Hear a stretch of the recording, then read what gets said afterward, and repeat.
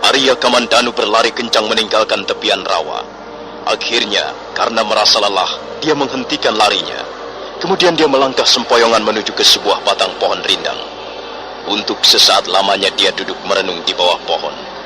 Dia masih belum percaya bahwa apa yang dialaminya benar-benar merupakan suatu kenyataan. Dia menganggap bahwa semua itu terjadi karena khayalan-khayalannya tentang mimpi.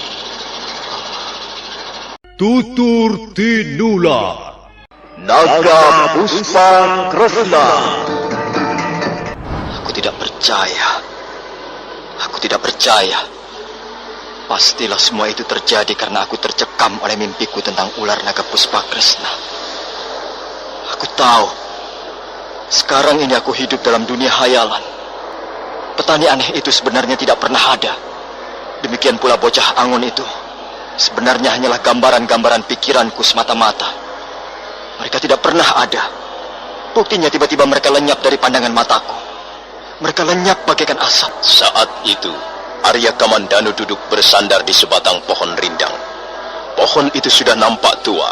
Daun-daunnya meranggas dan pokok-pokok pohon sudah banyak yang rapuh. Secara tidak sengaja, Arya Kamandanu meraba kulit pohon yang kasar. Tiba-tiba dia terkejut. Dia melihat kulit pohon itu berubah menjadi sisik. Sisik ular. Ya, sisik ular naga Puspa Kresna. Oh, apa ini? Sisik ular? Benarkah apa yang kulihat ini sisik ular? Oh, iya, benar. Sisik ular. Sisik ular naga Puspa Kresna. Oh, tidak. Tidak!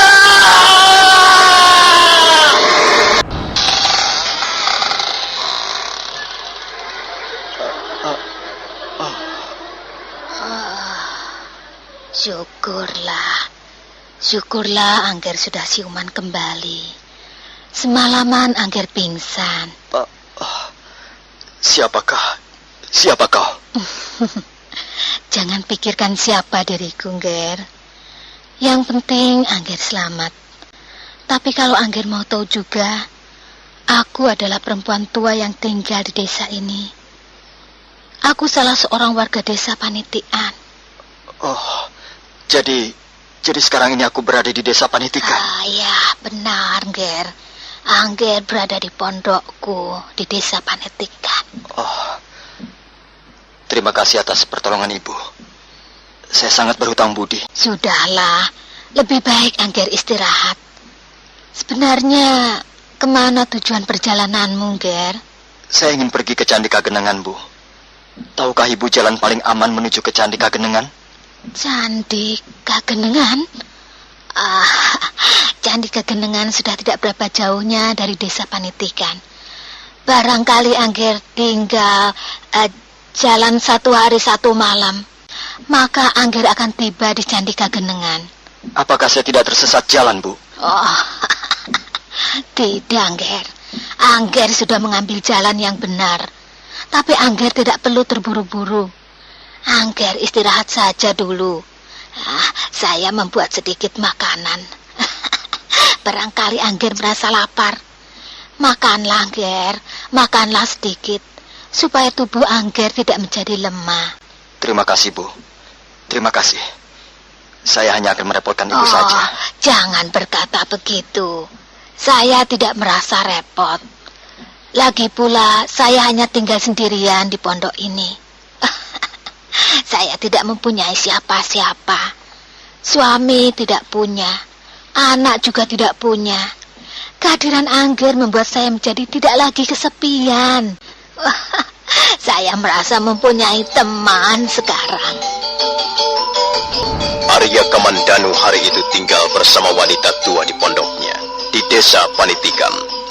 Arya Kamandanu masih belum bisa mengibaskan rasa kecurigaannya pada setiap orang yang dijumpainya. Demikian pula pada wanita tua itu. Dia seringkali mencuri pandang pada wanita tua itu. Tapi nampaknya wanita tua itu tidak ambil peduli. Bahkan dia menunjukkan sikap yang ramah terhadap kehadirannya. Dia menyiapkan makanan, minuman, dan sekedar tempat untuk berbaring. Nah, Angger, kalau Angger masih lelah dan mengantuk, Angger bisa istirahat di balai ini. Tidurlah, saya tidak akan mengganggu Angger. Terima Terima kasih, Bu. Tapi saya tidak bisa lama-lama tinggal bersama Ibu. Oh, Saya harus meneruskan perjalanan saya. mengapa harus buru-buru? Tinggallah dulu di sini barang beberapa hari. Tidak, Bu. Terima kasih. Lain kali saja kalau kebetulan lewat desa Panitikan, saya akan mampir ke pondok Ibu. Sekarang ini saya mempunyai urusan yang sangat penting, Bu. Urusan apa, Angger? Kok kelihatannya penting sekali? Maaf, Bu. Saya tidak dapat mengatakannya kepada Ibu. Baiklah. Saya tidak akan memaksanya. Secara tidak sengaja, Arya Kamandanu menatap mata wanita tua itu. Untuk kesekian kalinya dia terkejut. Mata wanita tua itu berubah menjadi kemerah-merahan. Dan sinar mata itu adalah sinar mata ular naga Puspa Kresna. Pancaran mata itu menyorot tajam ke arah wajah Arya Kamandanu. Arya Kamandanu menjadi gelagapan, tapi dia berusaha melawan pandangan mata itu. Tidak. Ini pasti hanyalah pikiran-pikiranku sendiri. Tidak mungkin. Aku tidak percaya bahwa wanita tua ini adalah penjelmaan dari ular naga Puspa Kresna. Aku tidak percaya. Arya Kamandanu terus menatap mata wanita itu. Dia berusaha untuk melawan sorotan mata yang sangat tajam. Mendadak keanehan itu lenyap perlahan-lahan. Dia tidak lagi melihat tatapan sepasang mata ular naga Puspa Kresna. Yang tinggal hanyalah tatapan lembut seorang wanita tua. Ada apa, Angger? Tidak, Bu. Tidak ada apa-apa. Maafkan saya. Apakah Angger baik-baik saja? Sepertinya Angger kurang sehat. Tidak, Bu. Saya tidak apa-apa. Saya cukup sehat. Wajah Angger kelihatannya sangat pucat. Saya kira sebaiknya Angger jangan buru-buru meneruskan perjalanan.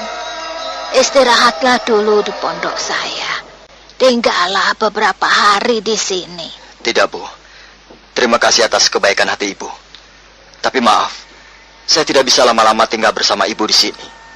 Saya mempunyai urusan yang harus saya selesaikan. Tapi... Ada apa, Angger? Aneh sekali Angger ini. Ada apa? Memang, Bu. Akhir-akhir ini, saya banyak mengalami keanehan-keanehan. Saya mengalami berbagai peristiwa yang aneh. Susah dicernakan oleh akal sehat. Oh, alah. Barangkali Angger terlalu banyak berpikir. Janganlah membiarkan pikiran mengembara kemana-mana. Angger harus pandai mengendalikan pikiran. Pikiran bisa menjadi sahabat kita, sekaligus bisa menjadi musuh besar kita. Benar, Bu. Apa yang baru saja Ibu katakan memang benar. Dan agaknya sekarang ini pikiran-pikiran saya telah menjadi musuh besar saya sendiri. Benarkah demikian? Benarkah apa yang kualami? Apa yang kulihat ini semua merupakan gambaran-gambaran dari pikiranku sendiri? Nah, aku ingat apa yang pernah dikatakan oleh Bapak Lungga. Ular naga Puspa Kresna itu memang ular siluman yang sakti. Dia bisa mencolok putra, mencolok putri. Dia bisa merubah wujudnya menjadi apa saja, seperti yang diinginkannya. Tapi dia tidak bisa menutupi seluruh rahasia dirinya. Menurut Bapak Lungga, jika siluman itu merubah wujudnya menjadi manusia, maka masih ada yang bisa dikenali. Sebuah noda hitam sebesar telapak tangan orang dewasa menempel di pundak bagian kiri. Kalau begitu, aku akan membuktikannya. Kalau memang wanita tua ini adalah penjelmaan ular naga Puspa Kresna, pastilah dia memiliki ciri-ciri itu. Ada apa, Angger? Mau apa, Angger ini? Maaf, Bu. Maaf. Bukannya saya kurang sopan. Saya ingin tahu siapa diri ibu ini sebenarnya. Apa maksudmu, Angger? Bukankah sudah kelihatan bahwa saya ini adalah wanita tua? Apa yang Angger inginkan? Maaf, Bu. Saya ingin melihat pundak ibu sebelah kiri. Jangan. Untuk apa Angger melihat pundak kiri saya? Itu tidak sopan, Angger. Ingat, saya ini sudah tua, badan saya sudah kerepot, tidak menarik lagi. Maaf, Bu. Maaf, kalau saya terpaksa berbuat sedikit kurang sopan kepada ibu. Saat berikutnya, Arya Kamandanu meraih tangan wanita tua, sementara tangan kirinya menjambret pakaian yang dikenakan wanita tua di bagian pundaknya.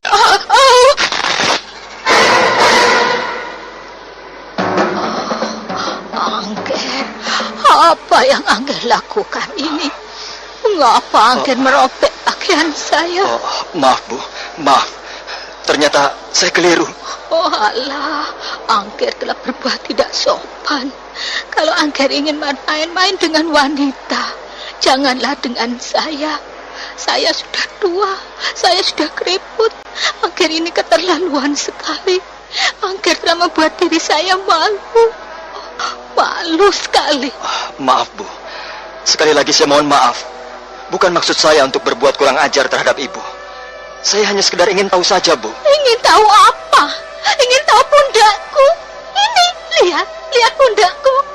Ini, lihat sampai puas. Kau ini laki-laki yang tidak senonoh. Percuma aku menolongmu. Untung aku segera tahu siapa dirimu. Kurang ajar. Maaf, Bu, maaf. Sungguh saya sama sekali tidak bermaksud kurang ajar terhadap Ibu. Saya ternyata keliru. Maaf, Bu. Saya mohon diri. Dasar laki-laki tidak senonoh. Enak saja minta maaf. Ini lihat. Pakaianku satu-satunya sudah kau robek. Kurang ajar, pemuda bejat. Oh, mudah-mudahan kau diterkam siluman. Mudah-mudahan kau diterkam setan gentayangan di tengah jalan. Arya Kamandanu kemudian berlari sekencang-kencangnya meninggalkan pondok wanita tua. Dia berlari di atas jalanan berbatu di desa Panitikan. Sebentar kemudian dia sudah meninggalkan desa Panitikan. Dia memutari sebuah pinggang bukit, kemudian menghambur turun, dan ketika bintang-bintang mulai bertaburan di atas langit, Arya Kamandanu sudah tiba di desa Kali Selikur.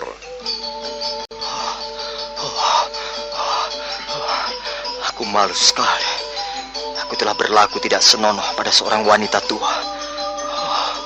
Benar-benar memalukan. Tapi sekarang hatiku menjadi sedikit tenang. Ternyata anggapanku selama ini keliru. Mulai sekarang, aku harus lebih tenang dan berhati-hati. Aku tak ingin tertipu oleh khayalan-khayalanku sendiri. Aku harus tetap ingat apa yang telah dikatakan Bapak Lungga. Noda hitam sebesar telapak tangan manusia dewasa. Itulah ciri-cirinya. Noda hitam yang menempel pada pundak bagian kiri. Inilah ciri-cirinya ular naga Puspakresna. Dan aku tidak perlu takut lagi. Buat apa takut? Bukankah aku sudah bertekad untuk bertemu dengan siluman itu? Aku harus bertemu dan bertarung dengannya. Sepertinya aku mendengar suara gamelan. Ya, arahnya di sebelah sana, di balik kerimbunan daun-daun bambu itu. Barangkali ada seorang warga desa sedang menyelenggarakan pesta. Baiklah, sekedar untuk mengisi waktu malam ini, lebih baik aku pergi ke sana. Arya Kamandanu melangkah ke arah bunyi gamelan di balik rimpunan pohon-pohon bambu. Ternyata dugaannya benar. Ada seorang warga desa sedang menyelenggarakan pesta perkawinan anak gadisnya. Upacara perkawinan telah selesai dilaksanakan sejak sore tadi. Sekarang tinggal acara hiburan. Ada beberapa macam acara hiburan. Ada tukang banyo, ada kidungan-kidungan, dan ada pula tari-tarian. Ketika Arya Kamandanu melangkah ke halaman yang penuh sesak oleh penonton, sedang dilangsungkan acara tari-tarian. Arya Kamandanu segera mencari tempat yang enak untuk melihat ke atas panggung. Arya Kamandanu terkejut begitu melihat acara tari-tarian di atas panggung. Dia hampir tidak percaya pada apa yang dilihatnya. Kemudian dia menguak kerumunan orang-orang dan mencari tempat yang lebih dekat untuk menonton.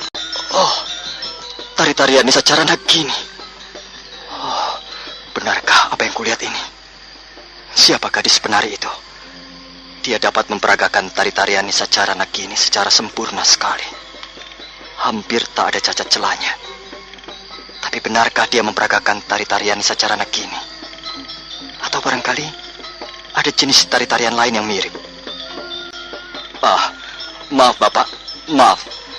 Benarkah tari-tarian yang sedang diperagakan gadis penari itu adalah tari-tarian Nisa Carana gini?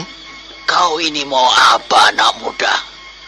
Sejak tadi kau kulihat berdesak-desakan terus. Tenanglah, nonton saja. Kalau kau masih juga tidak bisa diam, nanti akan terjadi keributan. Oh, maaf Bapak. Saya hanya ingin tahu, apakah benar tari-tarian itu adalah tari-tarian Nisa Carana gini? Apa urusanmu? Yang penting nonton saja. Tidak usah bertanya macam-macam. Wong tinggal nonton saja kok rewel. Sudah jangan ganggu aku. Aku mau nonton. Akhirnya Arya Kamandanu tidak lagi meneruskan bertanya. Kembali dia melihat ke arah panggung. Dia melihat gadis penari itu terus memperagakan tari-tarian Nisacara Nagini dengan lincahnya. Kadangkala dia membuang sampur ke kiri ataupun ke kanan. Kadangkala dia melompat sambil memutar tubuhnya. Dan pada saat lain, dia mengibas-ngibaskan tangannya ke belakang. Arya Kamandanu benar-benar terpesona melihat gerakan-gerakan yang diperlihatkan si gadis dari atas panggung. Mendadak, secara kebetulan Arya Kamandanu bertatapan pandang dengan si penari. Si penari tersenyum manis. Tubuh Arya Kamandanu seketika bergetar. Bukan karena senyuman itu, tapi karena pandangan mata si gadis. Dan aneh sekali, sekarang dia sama sekali tidak merasa takut ataupun gentar. Dia balas memandang ke arah si gadis.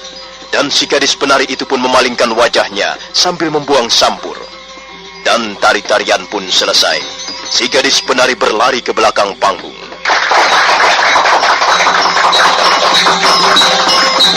Arya Kamandanu segera memburu si gadis penari ke belakang panggung.